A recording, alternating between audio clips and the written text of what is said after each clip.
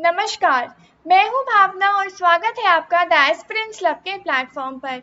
यहाँ हम डिस्कस करते हैं डेली न्यूज़पेपर एनालिसिस और कुछ ऐसे टिप्स और ट्रिक्स जो आपकी तैयारी को आसान और स्ट्रैटेजिक बनाती है। तो आइए डिस्कस करते हैं आज के न्यूज़पेपर को।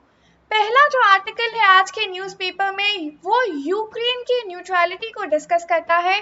तो हाल में ही रशिया और यूक्रेन क्राइसिस सिचुएशन में एक डेवलपमेंट हुआ है कि दोनों जो कंट्रीज हैं they are ready for compromise and peace talks, which was not easy in earlier situation, and this was also said by both the Ukrainian president and the Russian president. Now, the foreign minister, Mr. Sergei Lavrov, he recently said that the key issues in the discussion include security of people in eastern Ukraine, demilitarization of Ukraine, and the rights of Russian speaking people in Ukraine. तो ये कुछ की issues हैं जिसके ऊपर जो piece talk है उसमें डिस्कशन होगा। हालांकि जो यूक्रेनियन प्रेसिडेंट है उन्होंने ये चीज़ क्लियर कर दी है यहाँ पर कि वो किसी भी तरह से वॉर के बाद भी रशियन अल्टीमेटम्स को एक्सेप्ट करने के लिए तैयार नहीं है, though they are ready for negotiation and peace compromises, but that does not sound the Russian ultimatums. इसके साथ ही Ukraine has cleared a very diplomatic stand that it has realized that it could not join NATO, which is North Atlantic Treaty Organization. And this was one of the most explicit acknowledgement by Ukraine. क्योंकि Russia का कहना ये था कि Ukraine का NATO को join करने से रशिया की जो सिक्योरिटी है उसको खतरा है, और यूक्रेन के इस एक्नॉलेजमेंट के बाद रशिया के लिए वॉर को एंड करना और एक पीस टेबल पर आकर बात करना जो है वो आसान दिखाई देता है। So this was it about this article. Now एक बहुत छोटा सा आर्टिकल है which is the G23 leaders they call for collective leadership. तो G23 लीडर्स के बारे में एक बार समझ लेते हैं। इन August 2020 the Congress Party, 23 Congress leaders through a letter to President Sonia Gandhi requested an active leadership and organizational change. Now, अगर इस आर्टिकल को आप ढंग से पढ़ें तो आप समझ सकते हैं कि हाल में ही जो G23 लीडर्स हैं उन्होंने एक नेशन वाइड कैंपेन जो है वो लॉन्च किया which was about save the idea of India, and this was led by Ghulam Nabi Azad and Kapil Sibal, who are the veteran leader of Congress Party. And recently there was a discussion that took place by these G23 leaders on Wednesday. So this was not about from the perspective of your exam discussion, but yeah, that is something which is informative and that can be kept in mind. So if you want to know about the details of this discussion which held on let's say Wednesday, you can refer to page number 11 to know more about the discussion in details. Yeah, so if we move forward, we have another discussion that talks about government restores e-tourist visa for 156 countries. Some days ago, we discussed an article that talked about that government has announced that international flights are supposed to be resumed, and it will resume fully from India on 27th March. Now, after this, incident occurrence, there is one more development that recently took place, and that is the center has restored the e-visa, the electronic tourist visa, which is also called ETV facility, for 156 countries, and this was said by the Union Home Minister in order. Now, if we follow the continuum of events, it can be understood that on October 20, keeping in order and viewing the improvement in the situation of COVID-19, we already considered the need for relaxation on visa and travel restrictions, and the renewal of e-tourist visa, and now this decision has been finally imposed, and after this development that the international flight are to be resumed, now we have a restoration of e-tourist visa, and that concerns 156 countries for now. Okay, so if we move forward, we have another article which seems to be very important, and that talks about patent rights on COVID-19 jabs, and this may be waived.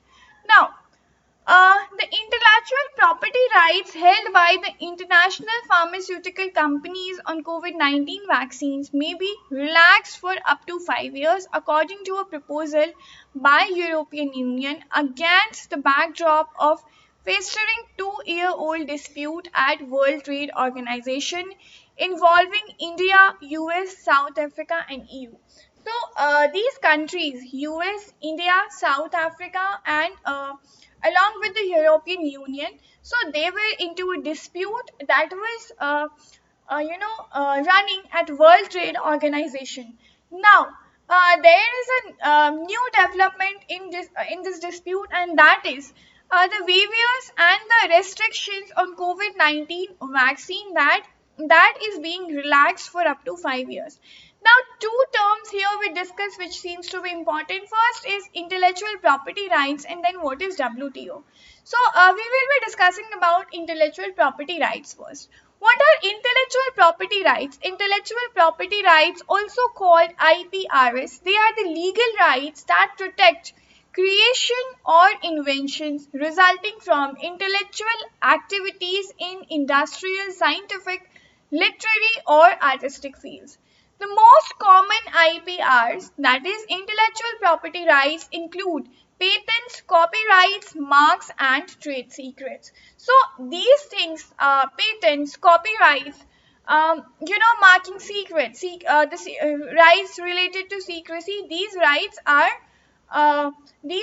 are included under the intellectual property rights, and they are somehow the legal rights that protect the inventions which result from the intellectual activity. Yes. So after this, we have on our table World Trade Organization.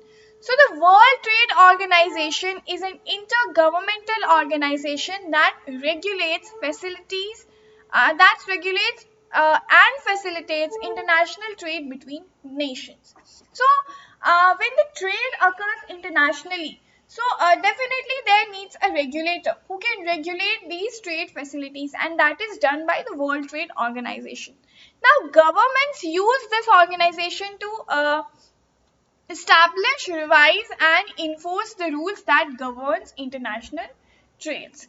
Now, if we discuss some more things about World Trade Organization, we have the headquarters of WTO at Geneva, which is in Switzerland.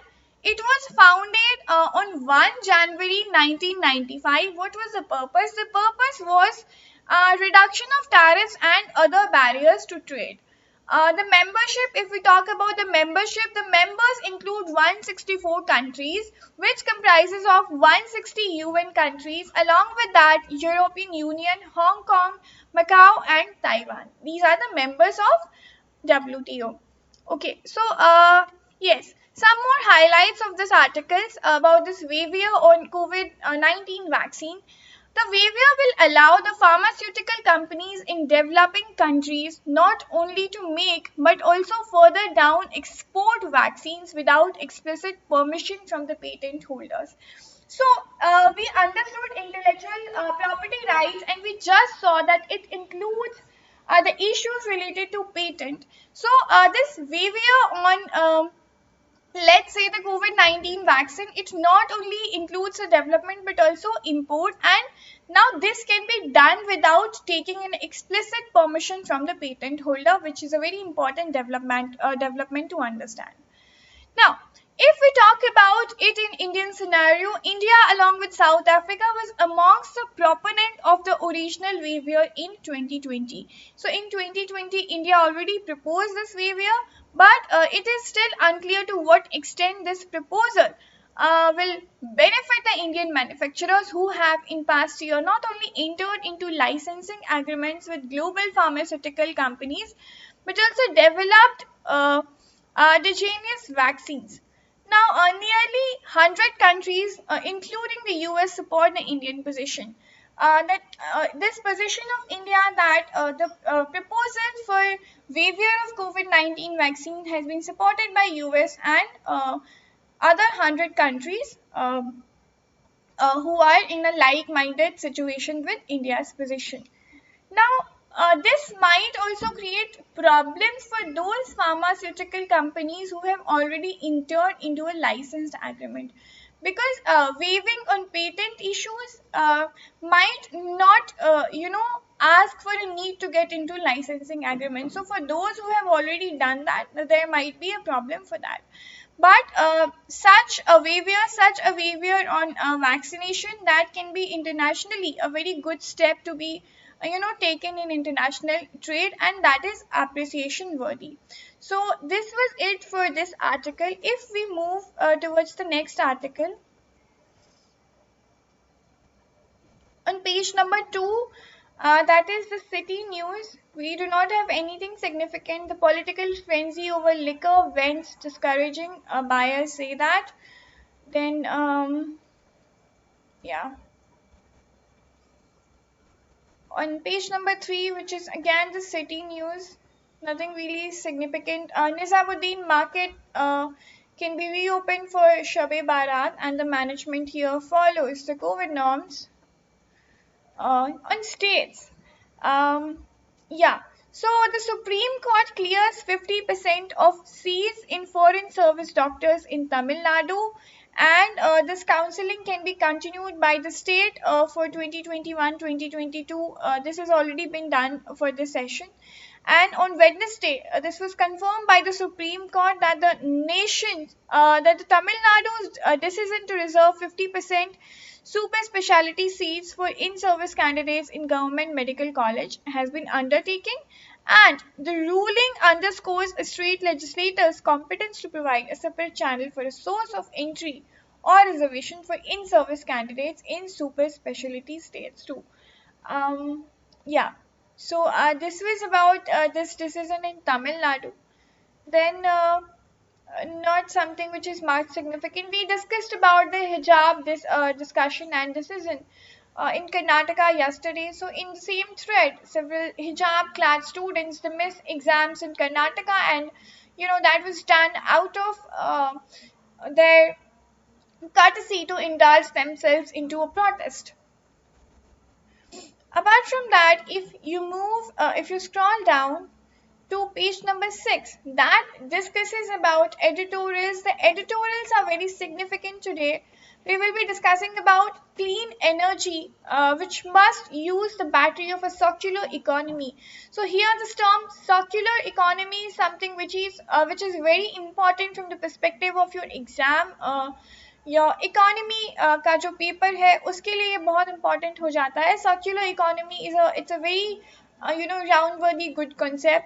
Apart from that, in another article we have treating the values of individual freedom and trifles, and this is in context to the hijab controversy. So there is nothing much important to discuss here, but definitely the values, the trinity principles of liberty, equality, and fraternity, which was taken from the French Revolution in reality, and this becomes a very important pillar of our constitution, as marked by Dr. Ambedkar.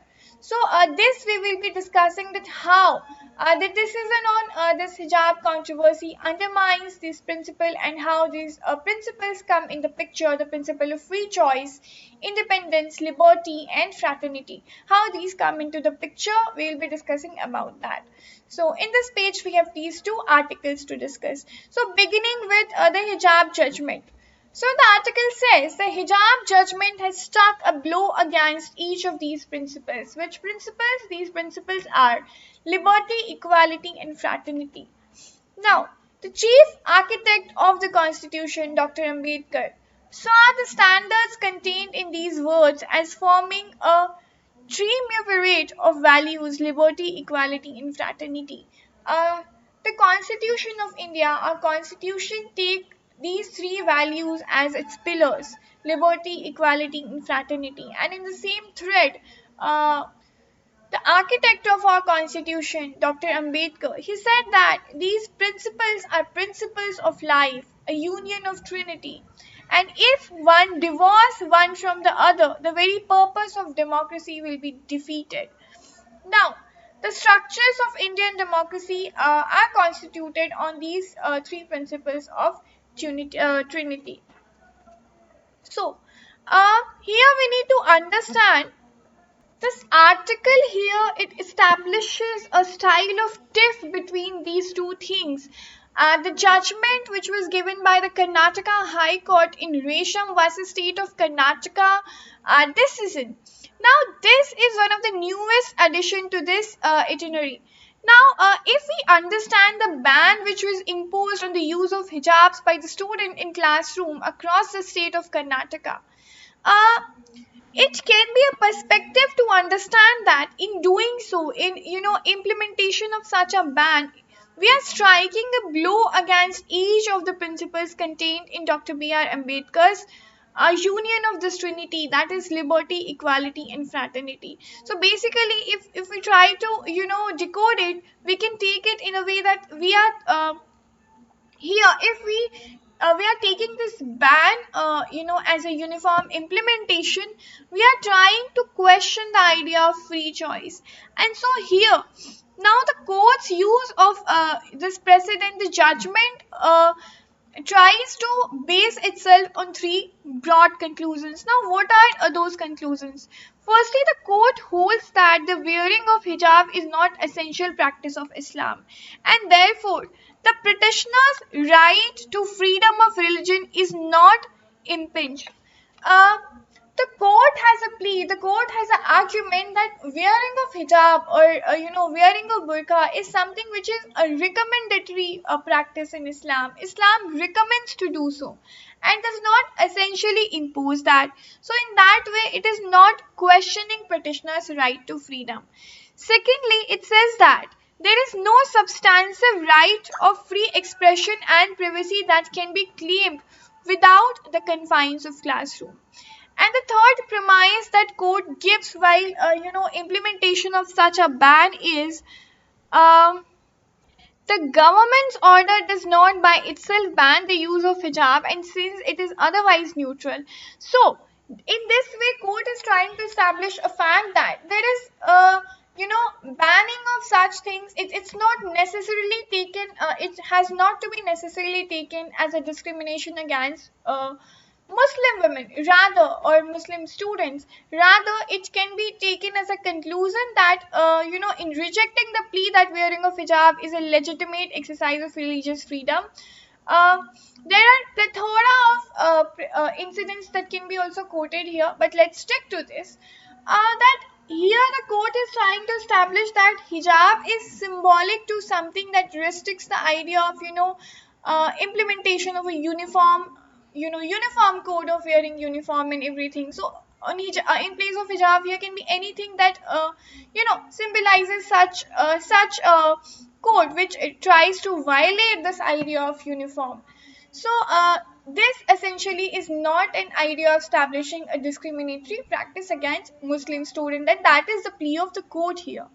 Now, if we talk about the free choice and the state action, unlike many of the cases in which the doctrine of essential practices is invoked, this was not a case where individual freedom was at odds with the group rights.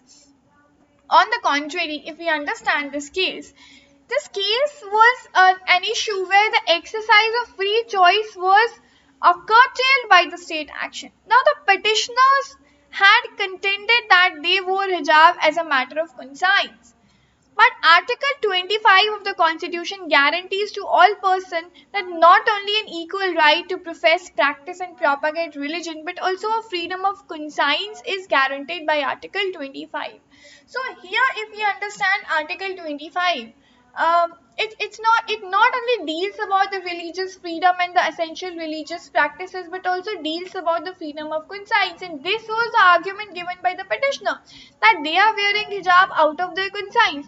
And if we understand this, the council pointed to Supreme Court judgments in Bijoy Emmanuel 1986, where the right of Jehovah's Witness who refused to partake in the singing of national anthem was protected.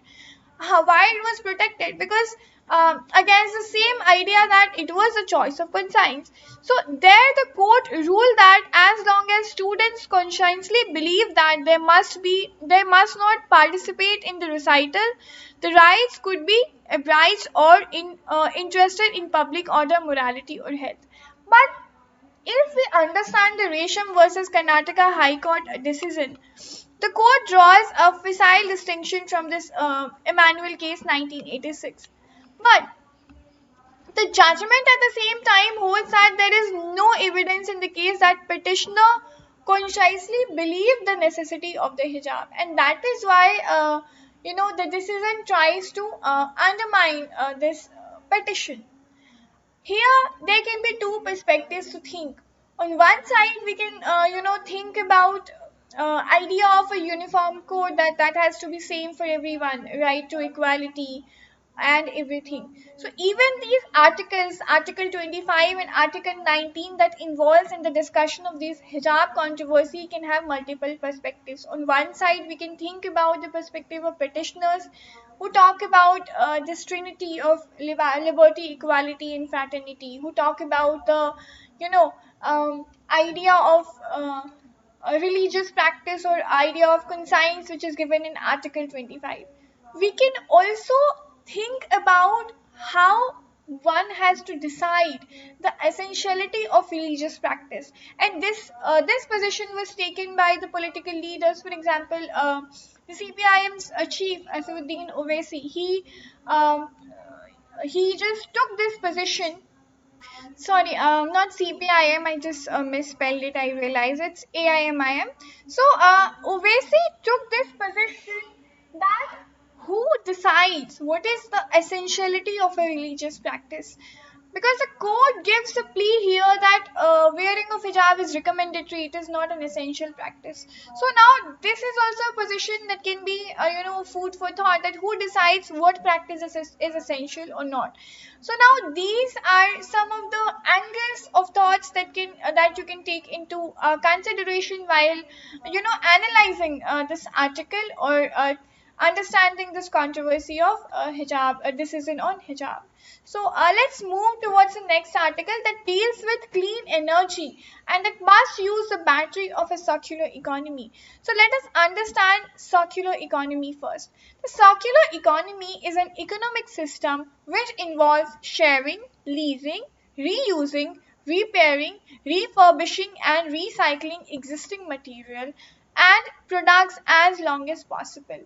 In this way, the life cycle of the product is increased and extended. Yeah.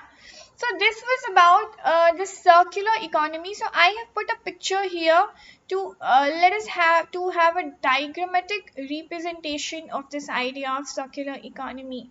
So here you see the circular economy. How does it go? So it's a very cyclic process where we are using cleaner products, using fewer resources, to extend a better service or the better lifespan of the products. At the same time, we are also ensuring collecting at the end of life remanufacturing and recycling waste resources, at the same time reusing resources, emphasizing and focusing on the green products, which helps in reducing environmental footprint, generating increased income, reducing resource dependency and minimizing waste. So now this is the model that use more green product, cleaner production, focuses on better service to extend lifespan, uh, focuses on collection, end of the life, remanufacturing, recycling, reusing. So such a model that goes cyclic with these ideas, these pillars as its strengthening idea. This model is called the model of circular economy. Okay. So, if we talk about the context of this article, in the budget speech of this year, our Finance Minister Nirmala Sitharaman, she emphasized on the role of cleaner technologies such as solar energy, batteries in India's future's economic growth. In addition, she also mentioned the importance of transitioning of a circular economy from the existing linear one. So right now the economic model that we are following is a linear economic model. But the future shouts for the need of a circular economic model that we just discussed, and this was one of the highlight of the budget that was discussed by our finance minister. So if we talk about the estimations and developments and the highlights, about this model of economy. We are having a few things to discuss here, but at the same time, let us talk about the highlights of the budget. So the budget definitely focuses on the newer model of economy, and at the same time it tries to be more technology friendly. It tries to discuss more of the things which are technically sound. For example, we also in our budget, it has also been talked about the development of gaming sector, aviation sector, uh, more and more implementation and employment of technology in our general uses of live things or lively things. So yeah, moving forward towards the market estimation, we need to understand that the call for a circular economy is significant. Why it is significant? Because an efficient waste management ecosystem would be necessary to manage the enormous waste generated by renewable energy projects in the coming decades. So, the waste generation is a major problem while we talk about the developmental projects that we are undertaking. And for a developing country like India, the development projects are a very significant part of its economy. So how are we managing this waste? Here comes the role of international renewable energy, that is IRENA. So IRENA is an intergovernmental organization that mandates to facilitate cooperation, advance knowledge, and promote the adaptation of sustainable use of renewable energy. Now, to talk a little more about IRENA, the headquarters of IRENA is located at Abu Dhabi, which is in United Arab Emirates. It was founded on 26th of January 2009. The members include 165 states and European Union. Okay, so the purpose of IRENA is to promote the renewable energy and its upgradation. So, okay, now IRENA, which is an intergovernmental organization and also supports countries in the transition to a sustainable energy future in a cumulative way, also tries to regulate the idea of waste generation.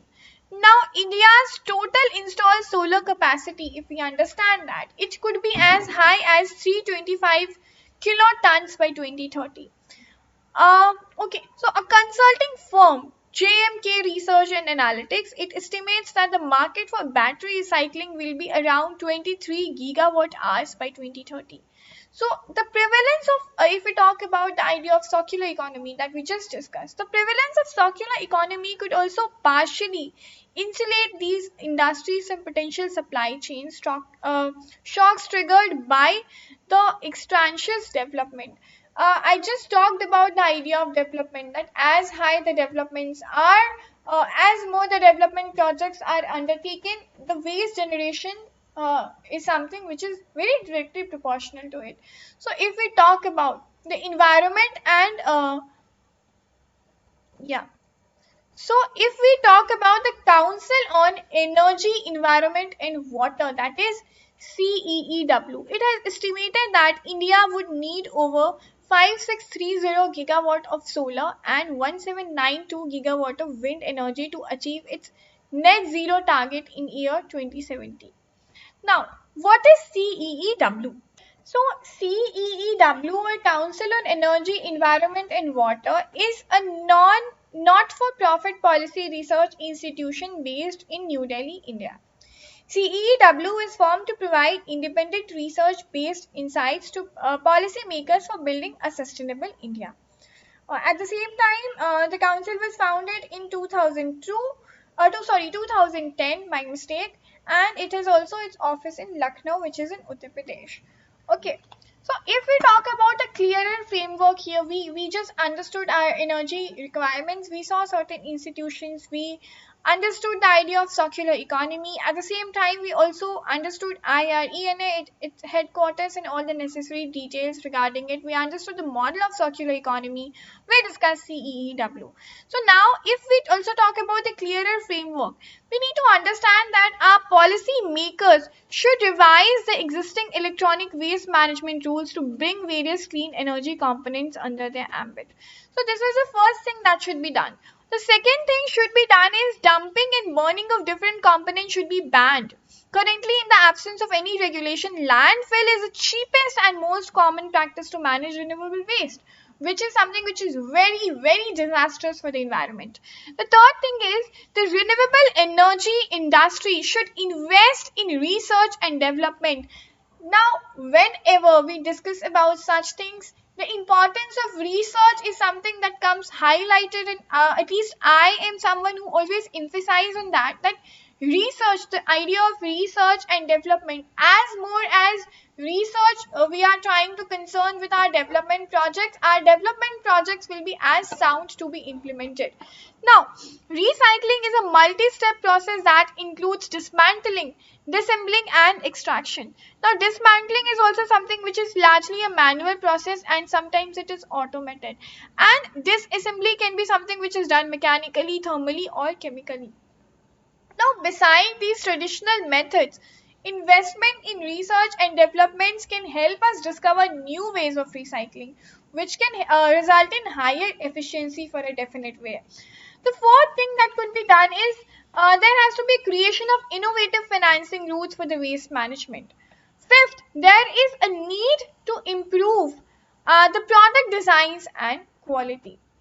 Now, if we talk about the development in informal sector, the renewable energy recycling ecosystem is a very complex structure which has multiple actors involved in it, but it would be an integral part of our journey towards a sustainable future. If we talk about sustainability, it would also offer quality employment opportunities for the future generation as new jobs will be created across the entire value chain of waste management and recycling. Now, if we regulate the idea of recycling and the idea of restructuring or controlling and managing the whole waste sources, we are not only able to save our environment and proper generation and regulation of these sectors, but also we are at the same time creating the employment opportunities, which can be a very, very good opportunity for the future employment. For the same thing, we need to develop an efficient renewable energy waste management and a circular economy that we just discussed, a circular ecosystem, which is imperative rather than a choice. Um, yeah, so this was about this article where we discussed a lot of things, the environmental frameworks, the challenges on waste management, its relevance, significance, circular economy, IRENA, CEEW, the model of circular economy, and why our energy requirements and why we need to focus on the waste management system. So this was it about this article. For the next page, that is OPED page number 7, we have two very important articles to discuss. First is United Nations votes are not black and white. So here this article is very important in understand the delegacy, the delegations and diplomacy of our international relations segment. So the green, red and yellow buttons on the desk of delegates at United Nations General Assembly and related conference indicate only some of the options available where we are put the resolution to vote. Now this article tries to put its context to the recent Russia-Ukraine crisis that we just had, that how our delegation, how the delegates are able to choose their votes and what are the options, how they go by it. So if we talk about the voting system is UN Security Council is very rigid. Since every vote counts because of the resolution adopted by the Security Council are mandatory for all the members of UN.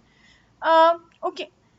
At the same time, the resolution adopted under Charter 7 of the UN Charter talks about action with respect to threat to peace, breaches of the peace, and acts of aggression. Now, what I want you to remember is this part.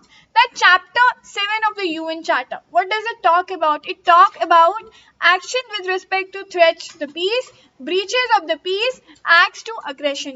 Now, this is an information which is very significant for your preliminary examination. So if you talk about the provisions of UN Charter, you can understand a little bit about UN Charter. So first of all, UN Charter came into picture in 1945, and it is a foundation treaty of United Nations as an intergovernmental organization. Uh, if we talk about UN, these are the major components, major organs of UN: the General Assembly, Security Council, Economic and Social Council, Trusteeship Council, International Court of Justice, and UN Secretariat. Now, all six of them were established in 1945 when the UN was founded. Now, UN Charter, if we talk about the UN Charter, it is the very foundational treaty of it is very foundational treaty which runs these six components of UN. Okay, so now I do not want you to dig this article any deep, because I do not find understanding Ukraine-Russia crisis and India's response is important again and again. We have already had a multiple discussion over it. So for that, let's move towards the next article. That is something which is very important. Here we will be discussing about the Rights of Person with Disabilities Act 2016. What are the provisions under it, and how does an inclusive education ties itself with this act? So let's move forward to understand this article. So the accessibility guidelines for higher education institution and universities requires some modification. And let us talk about it with respect to the Rights of Person with Disabilities Act 2016. So if you would want to understand this act, we have certain things for you to understand here. Now, what does the Right to Person with Disabilities Act do? Right to Person with Disabilities Act 2016 guarantees to every disabled person a large bucket of rights and entitlements. We will be discussing about these rights and entitlements in detail, but for now let us understand the context. So this article is in the context of Supreme Court judgment in Avni Prakash versus NTA, that is National Testing Agency 2021 debate. Now, this emblematic gap has been highlighted through this article, that the appellant, who is Anvi Prakash in this case, her answer booklet during an exam was snatched away due to the testing authorities' confusion and center's carelessness that she did not get an hour of extra time which was supposed to be given, and she was legally entitled to it. So all those disabled people who are disabled or equipped with disabilities, they are entitled to an extra hour during their examination. Now the court had to remind in this case the competent authorities about their duty to provide her reasonable accommodation and inclusive education. Now, if we understand the backdrop of the situation, let's talk about the procedural flow. The way in which the guidelines were released left much to be desired. The public notice preceding the guidelines was inaccessible to the person with visual disability. This was because the notice appeared to be have a very poorly and printedly scanned, part. And if the document has been a digital document authenticated by the digital signature of the competent authority, it would have been fully accessible in this case. If we talk about the suggestion in these guidelines which were issued by the center here, the guidelines are capacious in scope and breathtaking in ambition. There is no doubt that the guidelines are something which is intending very good for these people. But what these guidelines is ignoring is the disabled students are neglected and sidelined at the worst, or grudgingly accepted at the best in universities. So this is something that we need to focus at. Whatever we provide for the disabled students, we have to understand here that the university and colleges do not accept them very happily. The acceptance is something which is based on grudges. Now these guidelines are supposed to be realistic because each chapter of a guideline should be followed by a checklist that distills the key action items contained in the chapter. Now the checklist that we are talking about should divide these action items into those that must be immediately implemented.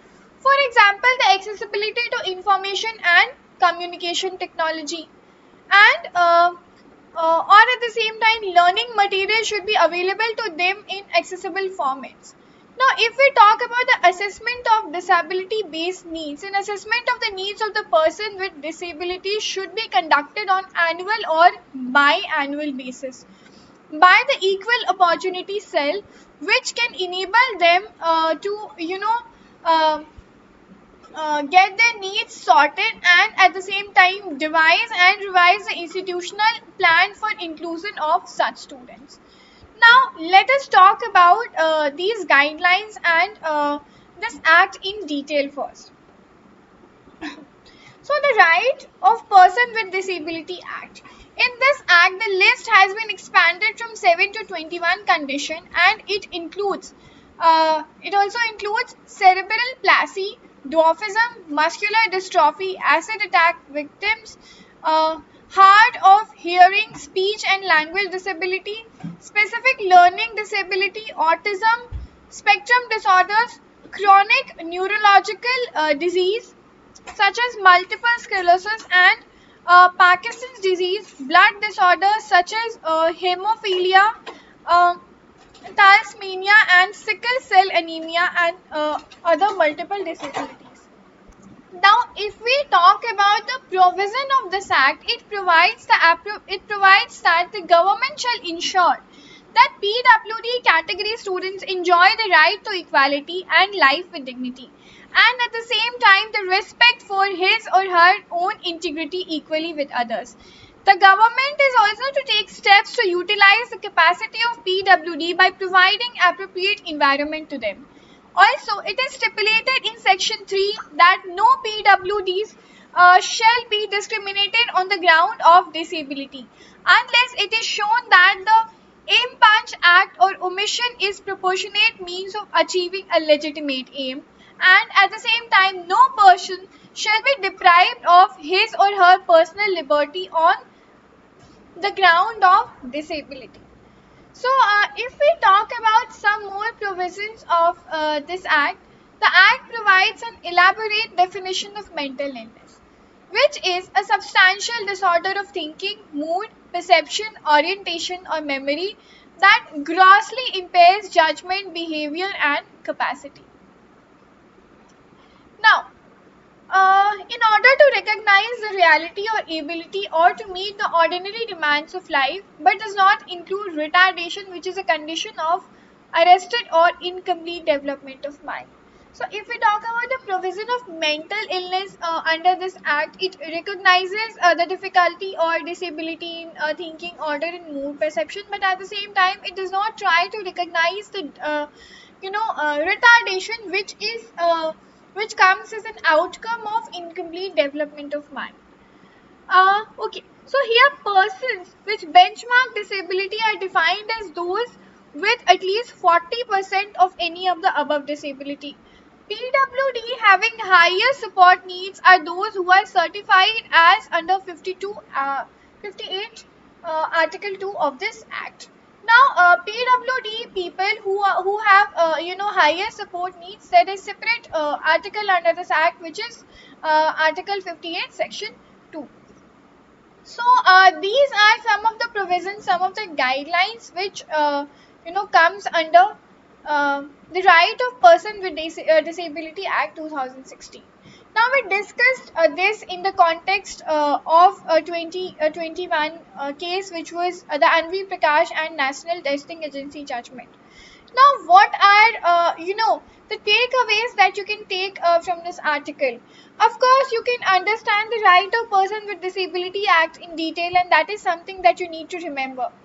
Apart from that, you need to understand these challenges that we just discussed about the guidelines. What are the problems with the guidelines, and at the same time, what are the assessment issues? We need to understand the need of person with diverse disabilities, and that should be properly regulated and checked or on an annual or biannual basis by the equal opportunity cell, so that the guidelines and the provisions for these people with disabilities, they can be properly regulated on the support of the verge of their needs. Okay, so this was it about this article. Next, in the sports section, we don't have anything in text and context, nothing significant today. So let's stop for here and meet tomorrow for the discussion again. And by the time, if you like our video, please like, share and subscribe our channel. Press the bell icon for the updates. For now, goodbye. Let's meet tomorrow. Have a nice day. Thank you.